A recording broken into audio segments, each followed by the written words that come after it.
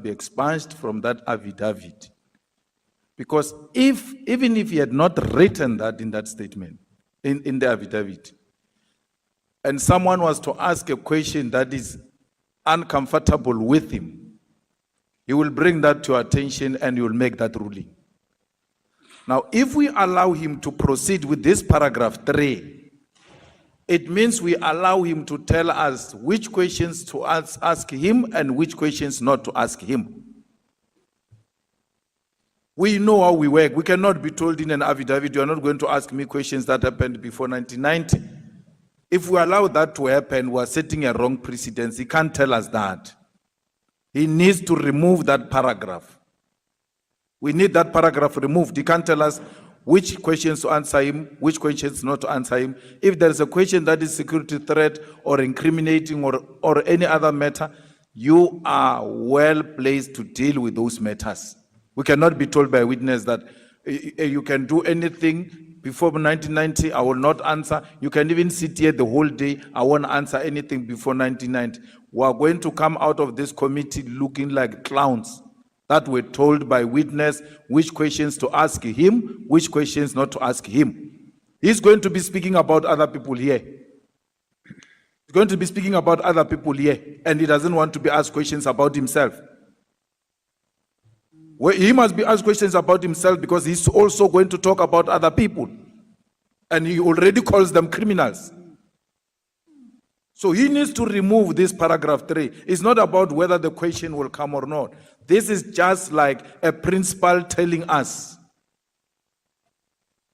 that we must not go beyond 1990 on this textbook. It can't be corrected. It has got everything else to, it smells like supremacy. And we can't sit here with our clear conscience and allow it to proceed like that. We need to be advised from evidence leaders' point of view. I may not know the law. In a situation like this, what do we do? Where this paragraph in a signed affidavit is very problematic.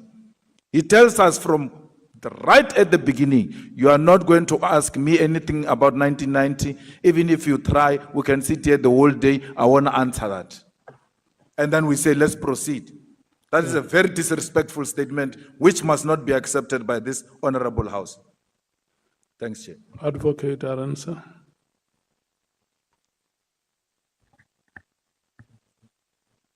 Honorable Chair, honorable members, in relation to no witness that has appeared before this honorable committee, including Mr. O'Sullivan, are we bound by what a witness says in his or her affidavit that they place before the committee? In fact, I've already asked several questions which do not appear on the statement, and where Honorable Matthys had said, where's the reference to it in the statement? So we are not bound by the four corners. As evidence leaders, we consult with a witness, all the witnesses thus far. Some of them insist that they want certain things said in an affidavit or removed from an affidavit. We exchange drafts with them, and we settle the affidavit not on the basis that this is a document that's been agreed. Otherwise, you don't need us. You can just place the affidavit before the honorable committee, and the witness can read it and they can ask him questions.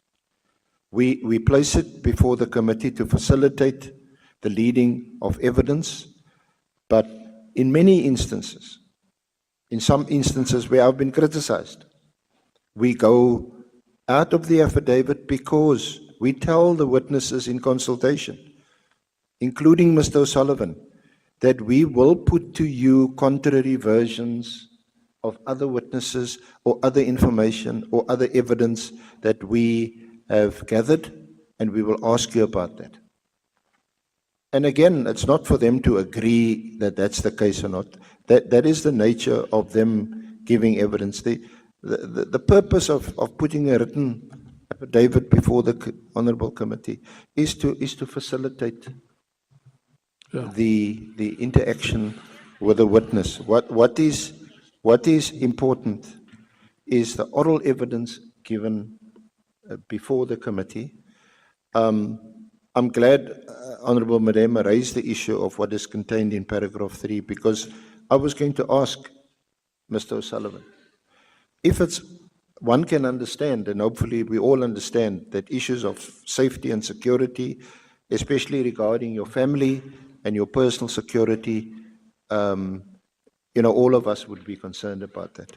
But there seems to me no reason why we cannot ask Mr. O'Sullivan about his life, his career, his qualifications preceding 1990. Especially in the context of a question I've already asked him, which is not in his affidavit, is there's an allegation that you are funded by foreign agents. Are you a foreign agent? That's what people are curious about.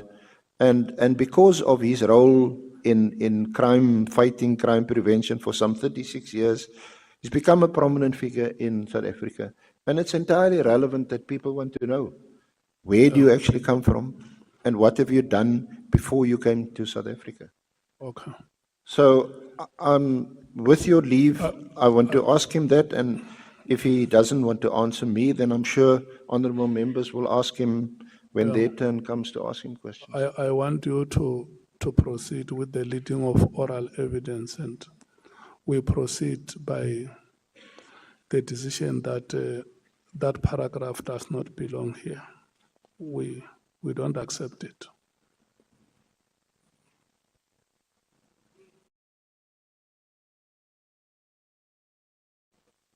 But Chair, Honourable Chair, just before you entertain other objections or questions from honourable members, we accept that. And no witness can tell this honourable committee or the evidence leaders that certain questions are off limits. It is what he put in his affidavit, but we're not bound by it. Okay. Can I see those who want to speak? Can you raise your hand? Chief Whip, Skosana, Honorable Skosana, Honorable James. No, thanks, Chair. Good morning to you and good morning to colleagues. No, Chair, the reason I'm raising my hand is because I think we are now traveling to a wrong direction. We've had many witnesses in the past, and many of them have said things that we don't agree with, some of which we objected, we engaged them on those issues. And some of those testimonies were written down in their affidavit. So I don't think, Chair, it's going to be appropriate for us to amend an affidavit of a witness. I think we shouldn't amend the affidavit. While I agree with the sentiment that no witness should be permitted to tell us what we can and cannot ask him or her, but I equally do not think that we'll be acting rationally if we want to take a decision as a committee that before we proceed now, we are amending the following paragraphs of your affidavit.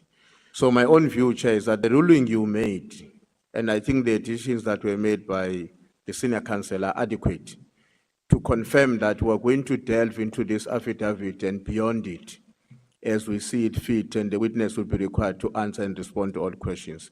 But I really would like to suggest that we should not make a call that there are certain paragraphs of his affidavit that we want to agree as a committee we don't recognize or that they don't exist. They exist, but we disagree with them, and we will engage him in the way in which we see it fit as a committee. That's what I want to propose, Chair, because I'm worried that if we take the line that says, let's expunge the paragraph. When we have expunged the paragraph, you are effectively saying that we must adjourn and allow him to relook at his affidavit so that he decide what is it that he's going to sign and bring back to us. So my views, I don't think we should take that route, Chair. I think it's sufficient to take a position that, as he has also himself agreed, he will answer all the questions. And in circumstances where we identify that he is refusing to answer certain questions, he can't say, I'm not doing so because you have agreed with my affidavit. We don't have to agree with anybody's affidavit here. All we are required to do is to receive a sign-off affidavit. We engage people on their affidavits and beyond. So that's what I wanted to say, Chair. Thanks. Honorable Skosana. Thank you, Chair. Chair, I think we have to know about Mr. Paul O'Sullivan, Robert O'Sullivan, biography. Who's this man who's sitting before us here? Who's this man who's sitting before? We don't know anything. This thing doesn't say anything here. There's no biography. We don't know him. He just said that he's got 3 passports, South Africa, Ireland, and UK. That's not enough, Chair. Who is he?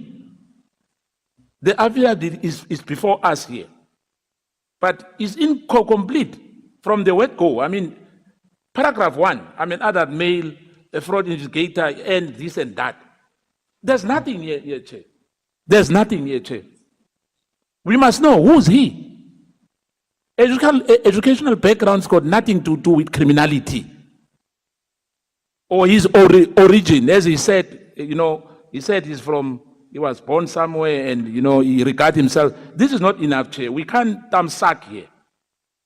Every witness who said here, we know exactly from the beginning, the introduction is clear. As you sit there, Chair, you don't know as well. As you sit there, you don't know who's the man sitting before us. Besides that is Paul Robert O'Sullivan. Where is he from? Educational background, I mean, Chair. No. Chair, he must tell us who is he. Thank you, Chair. Honorable James. Chair, with all the other witnesses that have appeared before us, a precedence was set. We had a CV on record. Where is Mr. Paul O'Sullivan's CV? I want to echo the sentiments of MK. Ons weet nie wie is die man wat voor ons sit nie. We've jumped into his career and everything without a CV.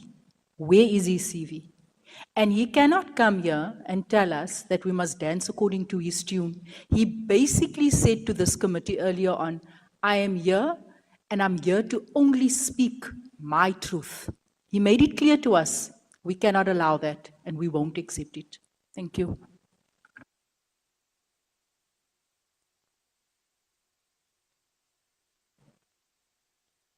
Your hand was not up. No, it was up, Chair. No, it wasn't when I noted the hands.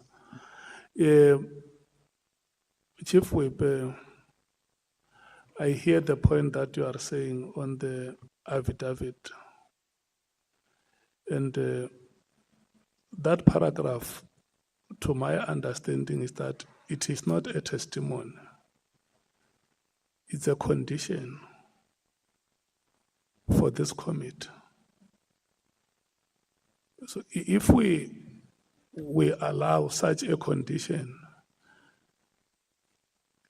in a statement and saying, look, we can't amend the statement.